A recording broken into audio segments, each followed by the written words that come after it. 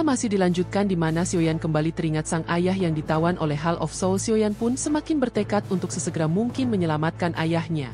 Beban besar yang ditimbulkan oleh Hall of Soul yang telah menekan pundaknya selama ini tidak membuat Xiaoyan runtuh begitu saja. Sebaliknya, tekanan itu justru membantunya untuk tumbuh dan mencapai titik ini. Yalou yang berada di sisi Xiaoyan selalu menunjukkan dukungan penuh. Baginya, tidak ada harga yang terlalu mahal untuk membantu muridnya. Bahkan jika itu berarti mengorbankan nyawanya sendiri. Dia merasa bangga melihat bagaimana Xiao yang telah berkembang menjadi seorang ahli independen. Sesuatu yang pasti akan membuat ayahnya bangga jika ia mengetahuinya. Xiaoyan ingin mengetahui keberadaan ayahnya di dataran tengah.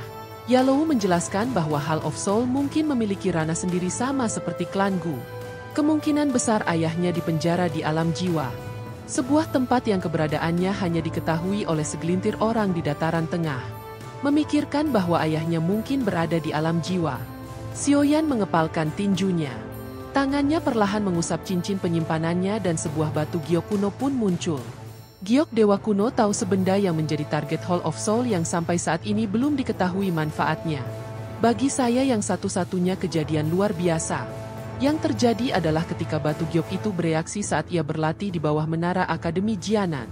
Setelah itu, batu giok tersebut tidak pernah aktif kembali. Sementara itu, Yalou melanjutkan penjelasannya kepada Xiaoyan. Ia menjelaskan bahwa Hall of Soul yang selama ini dikenal sebagai kekuatan besar dan serius memiliki nama lain sejak lama, yakni klan Hun. Terkejut mendengar nama itu dan bertanya-tanya apakah klan itu juga berasal dari zaman kuno seperti klan Gu? Namun informasi mengenai hal itu pun masih belum pasti. Yalou menyarankan Xiaowin untuk bertanya kepada Sun Er. Ia mengetahui lebih banyak informasi mengenai hal tersebut. Terlepas dari apapun yang akan terjadi antara dirinya dan Hall of Soul, Yalou memastikan bahwa ia akan selalu mendukung Xiaoyan, bahkan jika nyawanya menjadi taruhannya. Setelah menyampaikan kata-kata itu, sementara Xiaoyan menatap langit dengan tekad yang semakin membara. Tak peduli seberapa kuat Hall of Soul, dia akan tetap menyelamatkan ayahnya setelah memperoleh Soul Baby Float. Yalou memilih untuk segera melakukan kultivasi guna memulihkan energi dan berharap ada kemungkinan untuk maju ke kelas dosen. Sementara itu, kelompok Xiaoyan memutuskan untuk beristirahat selama beberapa hari. 父亲，放心，难道是跟古族一样，我也会将你救出来？老师会与你一起。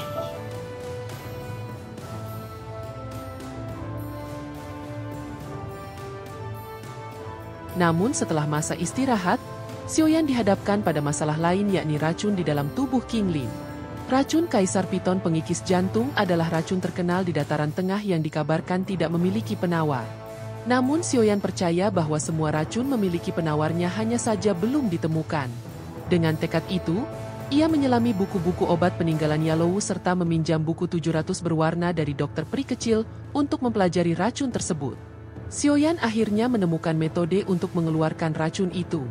Ia pun mulai mencampurkan berbagai bubuk dan cairan obat ke dalam air yang perlahan berubah warna menjadi merah pucat. Setelah persiapan selesai, ia mengeluarkan botol giok kecil yang berisi cairan energi murni. Seekor binatang kecil berbulu putih yang berada di dadanya segera bereaksi. Ia tampak lemah dengan bulu yang lebih pucat daripada biasanya. Xiaoyan memberikan pil obat agar kondisinya membaik sebelum melanjutkan persiapan. Ketika semuanya sudah siap, Xiaoyan memastikan bahwa prosesnya berjalan lancar, tetapi perhatiannya kemudian tertuju pada tato misterius di tangan King Lin yang tampak seperti piton besar dengan 9 kepala. Saat ia mengamati tato itu, tiba-tiba mata salah satu kepala piton terbuka. Perasaan brutal yang tak terduga muncul di dalam hati Xiaoyan menyebabkan matanya menjadi merah darah. Namun ia segera menyadari bahaya tersebut dan menarik diri dengan cepat. Dan setelah beberapa saat kesadarannya pun kembali normal. Hatinya dipenuhi dengan kebingungan dan ketakutan. Xiaoyan pun bertanya-tanya mengapa ada sesuatu yang begitu ganas tersembunyi di dalam tubuh King Lin. Setelah ragu sejenak, ia kembali menatap punggung King Lin dengan lebih hati-hati dibandingkan sebelumnya. Ia memastikan pikirannya untuk tetap terkendali. Sementara api ungu coklat perlahan menyebar dari dalam tubuhnya. Proses mengeluarkan racun dari tubuh King Lin sangatlah rumit. Namun sebagai seorang alkemis sejati, ia mampu melakukannya jika bukan karena keahliannya. Kemungkinan besar tidak akan ada orang yang dapat membantu King Lin. Waktu pun terus berlalu dan tanpa disadari 4 hari telah terlewati. Usaha itu tidaklah sia-sia karena kondisi Qinglin terus membaik. Sisa uap hitam di atas alisnya pun perlahan menghilang, menandakan racun di dalam tubuhnya hampir sepenuhnya tak singkirkan selama hari-hari tersebut. Xiaoyan juga memperhatikan perubahan pada tato misterius. Qinglin energi yang diserapnya tampak semakin besar membuat gambar ular berkepala 9 itu menjadi lebih jelas.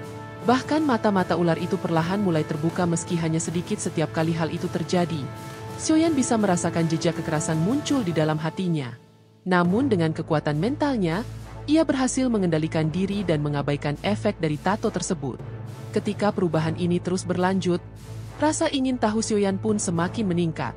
Ia menduga tato itu berasal dari zaman kuno, karena di benua Doqi saat ini tidak ada binatang ajaib seperti itu. Meski begitu, ia menahan diri dan memilih untuk menyelesaikan proses penyembuhan. Selama 10 tahun terakhir, gadis kecil itu telah tumbuh menjadi seseorang yang dewasa dan mempesona. Ia merasakan sesuatu yang tidak biasa dan bersiap untuk menghadapinya. Namun sebelum ia sempat bereaksi lebih lanjut, gemuruh tiba-tiba mengguncang seluruh ruangan. Xiaoyan melihat sesosok makhluk muncul dari dalam tubuhnya. Mata hijau berkilauan tampak mencolok di dalam kabut tebal. Tiba-tiba mata iblis itu meledak. Muncul sosok raksasa. Ular berkepala 9 dengan tubuh berwarna merah gelap, seperti darah yang telah lama membeku kini berada di hadapannya. Aura ganasnya begitu kuat hingga membuat Xiaoyan tercekat. 18 mata ular yang menatapnya bersinar merah darah dan menyebarkan ketakutan yang luar biasa. Perlahan warna merah dalam matanya memudar digantikan oleh warna hijau zamrud yang lebih tenang. Sesaat kemudian tubuh besar itu pun meledak menjadi cahaya terang dan mulai menyusut dalam hitungan detik.